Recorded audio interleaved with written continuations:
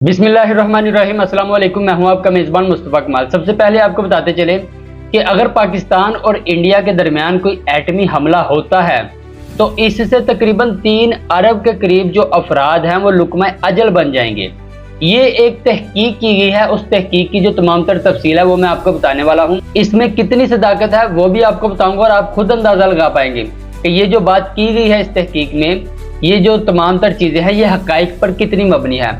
अब वाज़ह तौर पर आपको याद होगा कि पाकिस्तान और भारत के दरमियान अभी भी कशीदगी की जो सूरत हाल है वो बरकरार है। पहलगाम हमला 2 हफ्ते हो चुके हैं इस वाक़े को, और अभी भी पाकिस्तान और इंडिया के जो बॉर्डर्स हैं, जो यहाँ की कशीदगी की सूरत हाल है, उसमें दिन ब दिन हमें इजाफा ही देखने को मिलता है। लेकिन जो हमारे यहाँ पर सियासतदान है, अगर पाकिस्तान की बात की जाए चाहे इंडिया की बात की जाए, इनको एटम बम तो साइंसदानों ने बनाकर दे दिया, लेकिन ये आए रोज ऐसे बयानात जारी कर देते हैं जिससे सारी दुनिया तशवीश की सूरत हाल में मुब्तला हो जाती है। अब मैं आपको बताता चलूं कि असल बात ये आती है कि ये जो तहकीक की गई, ये तहकीक की गई है यूनिवर्सिटी ऑफ कोलोराडो के प्रोफेसर ब्रायन टोन साहब की जानिब से। उन्होंने ये तहकीक की और उन्होंने ये बताया कि तकरीबन दोनों रियासतों के पास, पाकिस्तान और इंडिया के कुल जो एटमी वार हेड्स हैं वो तकरीबन 300 के करीब हैं, और अगर ये दोनों रियासतें एक दूसरे पर एटमी हमला कर देती हैं तो तकरीबन फौरी तौर पर 5 से लेकर 15 करोड़ के करीब जो अफराद है वो लुक़्मा अजल बन जाएंगे। यानी कि यहाँ पर वाज़ह तौर पर आपको बताता चलूँ कि तकरीबन अगर दोनों रियासतें एक दूसरे पर हमला कर देती हैं तो तकरीबन 1.5 अरब के करीब जो अफराद हैं उनकी जानों को खतरे में डाल दिया जाएगा फौरी तौर पर। और इससे अगर इसका एवरेज भी लिया जाए 5 से 15 करोड़ का तो तकरीबन 10 करोड़ के करीब बनते हैं, और पाकिस्तान की कुल आबादी ही 25 करोड़ है। यानी कि 40%। अगर ये सारे हमले पाकिस्तान में ही कर दिए जाते हैं, ऐसा मुमकिन तो नहीं है। दोनों रियासतों ने कोई ना कोई प्लानिंग तो की रखी है। इन दोनों रियासतों के पास जदीद तरीन हथियार मौजूद है, जदीद तरीन जो हवाई जहाज मौजूद हैं, और इनके पास आला टेक्नोलॉजी मौजूद है। अब इसका नुकसान तो दोनों रियासतों को ही पहुंचेगा, लेकिन फौरी तौर पर जो 10 करोड़ जानें लुक़्मा अजल बनेंगी उनका जवाबदा कौन होगा।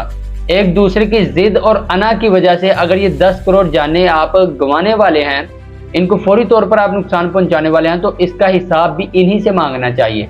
अलबत्ता ये वो तमाम तर चीज़ें, दोनों रियासतों के पास एटमी हथियार तो मौजूद है, लेकिन ये वो चीज़ है अगर ये दोनों रियासतें एक दूसरे पर ये हमला ना ही करे तो बेहतर है। अलबत्ता इसके बाद क्या होगा, दोनों रियासतों का जो बुनियादी ढांचा है, तालीम का निज़ाम, सेहत का निज़ाम, यहाँ पर जो आप देखते हैं सड़कें, पुलें और ये नादरा का निज़ाम, ये तमाम तर तबाह बर्बाद हो जाएगा। और इसकी एक मिसाल अगर आपने देखनी है तो आप फ़लस्तीन को देख सकते हैं।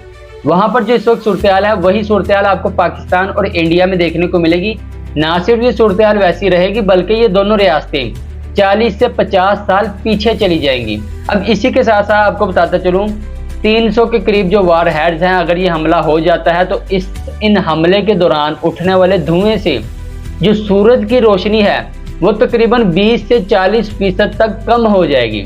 ये यूनिवर्सिटी ऑफ कोलोराडो के प्रोफेसर हैं, उन्होंने ये तहकीक जारी की और ये तहकीक बरतानवी अखबार में भी छपी। उसके बाद एशियाई ममालिक के मुख्तलिफ जो न्यूज़ चैनल्स हैं, मिसाल के तौर पर पाकिस्तान की बात की जाए तो जियो ने इसकी कवरेज की है। इससे होगा क्या कि यानी कि इसकी आगाही पहुंचे इन दोनों रियासतों के साथ साथ सारी दुनिया को पता चले कि अगर ये दोनों रियासतों में एटमी हमला होता है तो सारी दुनिया को इसके क्या असरात देखने को मिलेंगे। मैं आपको बता रहा था कि सूरज की रोशनी 20 से 40% तक कम हो जाएगी। इससे होगा क्या, दुनिया का जो टेम्परेचर है, जो हमारी इस अर्थ का टेम्परेचर है वो 10 डिग्री तक गिर जाएगा। जो रियासतें ऑलरेडी जो सर्दी के इलाके वहाँ पर पाए जाते हैं उसमें और ज़्यादा सर्दी देखने को मिलेगी, और जो यहाँ पर फसलें वगैरह की जाती हैं, काश्तकारी की जाती है, इसमें आपको काफ़ी बड़ी तादाद में नुकसान देखने को मिलेगा। सूरज की रोशनी में 20 से 40% कमी होगी, उससे काश्तकारी का निज़ाम तबाह बर्बाद होगा। ना सिर्फ तबाह बर्बाद होगा बल्कि यहाँ दुनिया में आपको जो भूख से मरने वालों की तादाद है, अभी तो आप अफ्रीका की देखते थे ना, सारी दुनिया मिसाल देती थी कि अफ्रीका में अभी भी लोग मिट्टी खाते हैं, वहाँ पर इतनी भूख है कि वहाँ पर खाने पीने की अशिया नापैद हैं। यही हालत आपको दोबारा से सारी दुनिया में देखने को मिलेगी। अब यहाँ पर जो मैंने बात की थी कि अगर पाकिस्तान और भारत के दरमियान कोई एटमी हमला होता है तो इससे कनाडा और रूस कैसे तबाह होगा, इस तहकीक में ये बताया गया है कि तकरीबन अगर दोनों रियासतों के दरमियान कोई हमला होता है तो तकरीबन जो कनाडा है 95 से लेकर 100% तक कनाडा की आबादी भूख से मर जाएगी। वहां पर खाने पीने की अशिया ना होने के बराबर होंगी। इससे होगा क्या, एक तो कनाडा पहले ही जो अगर उसका मोहल्ले वकू देखा जाए तो वहां पर सर्दी बहुत ज्यादा देखने को मिलती है। इससे होगा क्या, जो सर्दी की लहर है उसमें इजाफा होगा और दूसरा वहां पर खाने पीने की अशिया बहुत हद तक कम हो जाएंगी। और दूसरी बात यह की गई कि रूस में तकरीबन 75 से लेकर 95% तक जो आबादी है वो भूख से और खाने पीने की अशिया ना होने की वजह से लुकमा अजल बन जाएंगी, यानी कि अपनी जानों से हाथ धो बैठेंगे। इसी के साथ साथ चाइना की बात की है, वहाँ पर 50% और अमेरिका में तकरीबन 25% तक जो अफराद हैं वो भूख से मरेंगे।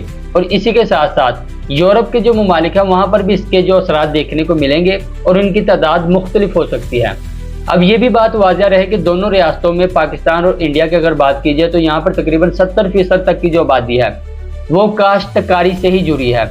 और अगर ये जो काश्तकारी का निज़ाम तबाह बर्बाद होगा, ना सिर्फ इन दोनों रियासतों की काश्तकारी तबाह होगी बल्कि सारी दुनिया में जो खुराक की एक कमी हमें देखने को मिलेगी। और इसी के साथ साथ खास तौर पर यह भी बताया गया है कि इन हमलों के बाद सारी दुनिया, क्योंकि सूरज की रोशनी में कमी होगी, इससे ना सिर्फ दुनिया का टेम्परेचर कम होगा बल्कि सारी दुनिया दोबारा से बर्फानी दौर में चली जाएगी।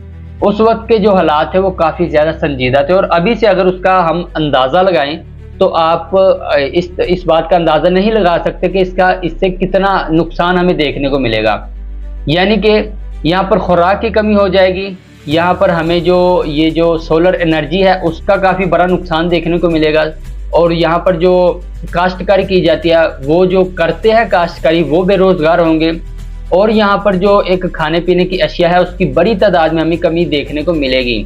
और इससे बताया गया है कि मजमूई तौर पर लॉन्ग टर्म की अगर बात की जाए फौरी तौर पर तो आपको 5 से लेकर 15 करोड़ के करीब जो अफराद हैं उनकी हलाकत देखने को मिलेगी, लेकिन लॉन्ग टर्म में तकरीबन 3 अरब के करीब जो अफराद हैं वो इस हमले की जद में आएंगे और पूरी दुनिया में इसके असरात देखने को मिलेंगे। ये वो तमाम तर चीज़ें हैं, ये तहकीक थी जो यूनिवर्सिटी ऑफ कोलोराडो में की गई और इसके असरात जो बताए गए, इस पर आपको कितना एतमाद है। अलबत्ता ये बात देखने को मिलेगी कि जब अमेरिका ने एटमी हमले किए तब तो हमें इतने संगीन नतीजे देखने को नहीं मिले, लेकिन क्या बात है कि जब एशियाई ममालिक कोई ऐसी एक दूसरे को धमकियां देते हैं, अलबत्ता इन एटमी हमलों के हक में हम नहीं हैं, ये नहीं होने चाहिए, लेकिन ये तहकीक जो की गई है इसमें कितनी सदाकत है आप भी अपनी राय दे सकते हैं। अपने मेज़बान मुस्तफ़ा कमाल को दीजिए इजाज़त। अल्लाह हाफ़िज़।